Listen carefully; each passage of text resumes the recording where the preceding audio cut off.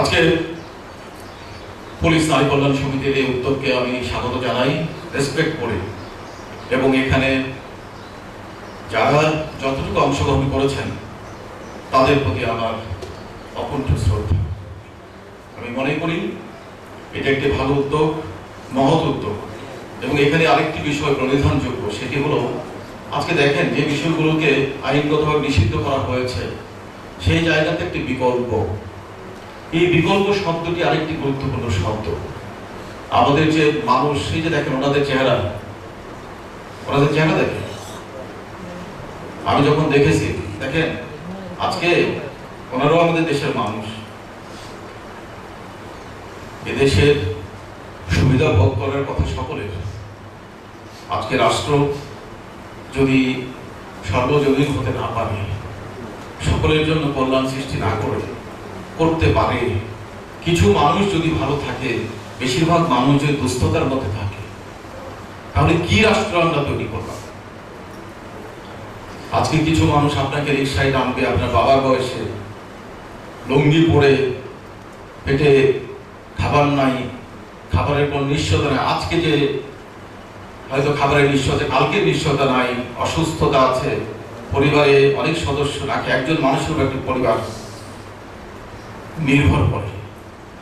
সেই মানুষটি আমাদেরকে নিয়ে যায়, তারপরেও আমরা ভাড়া নিয়ে আমরা বার্গেন করি, অনেক ক্ষেত্রে হয়তো দেখা যায় তাদের সাথে অসৎ আচরণ করে।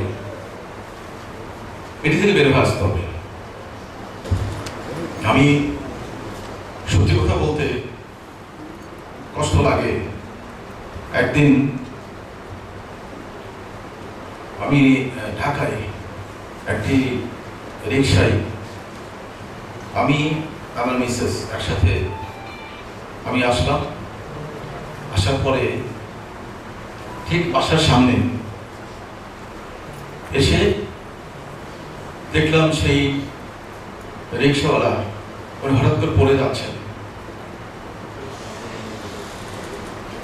রোজার মধ্যে এই ঘটনা, তা আমরা ধরাধরি করে তাকে নিয়ে আমার বাসার নিচে তাকে বসালাম, বসতে পারছেন, শুয়ে পড়লাম এবং অজ্ঞান হয়ে গেছে। পরবর্তীতে আমরা ডাক্তার হসপিটালে নেওয়ার ব্যবস্থা করলাম, তার সাথে আমাদের লোকজন দিলাম, আমরা কিছু টাকা দিলাম। পরবর্তী তার ছেলেকে আমরা খবর দিলাম ফোনে, সবাইকে সহ আমরা হসপিটালে নিলাম। দীর্ঘক্ষণ অজ্ঞান ছিলেন। আমরা তাৎক্ষণিক তাকে যতটুকু শুশ্রূষা পানি টানি দিয়ে আমরা তার জ্ঞান যখন ফিরল, তখন তাকে আমরা হসপিটালে পাঠালাম। কি কারণ ছিল এই মানুষটা অজ্ঞান হয়ে গেল? আপনারা বুঝবেন এটি। না খেয়ে থাকলে না খাওয়ার ক্ষুধার কি কষ্ট, এরপর রোজা, তারপরে এই প্যাডেলিং। তো এটি আমাদের বাস্তব চিত্র। একটু অনুভব করেন ভাই, একটু অনুভব করেন। আপনার আশেপাশে যেসব মানুষ রয়েছে তাদের কষ্ট একটু ফিল করেন, একটু অনুভব করেন। আপনারই তো ভাই বোন, আপনারই স্বজন, অথবা আপনার দেশের মানুষ, অথবা এই পৃথিবীর মানুষ, অথবা আল্লাহর সৃষ্টি, যে কোনো ভাবে চিন্তা করেন, তাদের জন্য একটু ভাবেন এবং তাদের জন্য কিছু করেন। তাহলে এই পৃথিবীটা মানুষের একটা পৃথিবী, মানুষের আবাসস্থল হবে, একটা মানবিক পৃথিবী হবে। আমি মনে করি যে আজকে আমাদের ওই মানবিক বোধ, ওই মনস্তত্ত্ব, সেটিকে জাগ্রত করতে হবে। প্রতিটি মানুষের মধ্যেই মানুষ বসবাস করে। ইভেন আমরা যাকে খুব কঠোর মানুষ মনে করি, তার মধ্যেও একটা মানুষ ঘুমিয়ে থাকে, একটা মানবিক মানুষ ঘুমিয়ে থাকে।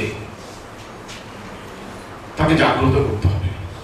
এই জাগ্রত করার দায়িত্বটা হলো রাষ্ট্রের, এই জাগ্রত করার দায়িত্ব হলো সমাজের, এই জাগ্রত করার দায়িত্ব হলো আমাদের, যারা আমরা বিভিন্ন পজিশনে আছি। এই জাগ্রত করার দায়িত্ব আমাদের। আমরা মনে করি এটা যদি আমরা করতে পারি, এই পৃথিবীটা সত্যিকারের একটি মানুষের জন্য বাসযোগ্য একটি পৃথিবী হবে। কে কখন করবে, কে উদ্যোগ নেবে, আমরা সেটির অপেক্ষা করব না। আমাদের থেকে আমরা শুরু করব যে কোনো একটি উদ্যোগ, যে উদ্যোগটি হবে মানবিক, যে উদ্যোগটি হলো সমাজের এই অবহেলিত মানুষদের তাদের উত্তরণের জন্য, যে উদ্যোগটি হবে এই আমাদের রাষ্ট্র অথবা এই পৃথিবীকে সামনে এগিয়ে নিয়ে যাওয়ার জন্য, পৃথিবীর মানুষের জন্য, এবং এই পুরো পৃথিবীটা একটা মানুষের পৃথিবী, একটা মানবিক পৃথিবী হবে সেই জন্য। আমি মনে করি যে আজকে আমি অনেক কথা বললাম,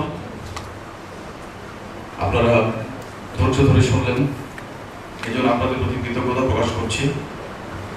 আজকে আবারও আমি পুনাকের প্রতি গভীর কৃতজ্ঞতা প্রকাশ করছি, এবং যারা আজকে এই সহযোগিতা পেয়েছেন তাদের সহযোগিতা বিস্তৃত হোক। এই সহযোগিতার পাশাপাশি আমাদের সিটি কর্পোরেশন থেকে যে বিষয়গুলো আপনাদের জন্য যেটি প্রয়োজন, যা যা প্রয়োজন আমরা করে দেবো ইনশাআল্লাহ। আমরা ভাই মানুষের জন্য, আমরা মানুষের জন্য, এবং মানুষের জন্যই পৃথিবীটা হওয়া উচিত। শেষ কথা বলবো, আমি মাঝে মাঝে বলি আমাদের আল্লাহ তাআলা এই চোখ দুটো দিয়েছেন সামনে, যাতে অন্যকে দেখতে পারি, যাতে করে আমরা অন্যকে দেখি, নিজেকে না। আপনি দেখেন নিজেকে দেখার জন্য কিন্তু আল্লাহ তাআলা আয়নায় দাঁড়ায়, কিন্তু চোখ দুটো দিয়েছে আল্লাহ এখানে যাতে করে অন্যকে দেখি, অন্যকে দেখার জন্য আল্লাহ তাআলা মানুষকে সৃষ্টি করেছেন এবং এভাবে সৃষ্টি করেছেন। এবং সেটির প্রতি আমরা যথার্থ যে সুবিচার আল্লাহ তাআলার যেভাবে সৃষ্টি করেছেন সেটির প্রতি আমরা অন্তত পক্ষে আমরা আল্লাহর সৃষ্টির প্রতি যদিও মানে বাধ্য থাকি অথবা সৃষ্টির প্রতি শ্রদ্ধাশীল থাকি, তাহলে আমরা অন্যকে দেখব এবং দেখার পরে আমরা অবশ্যই মানুষের জন্য কিছু করবো।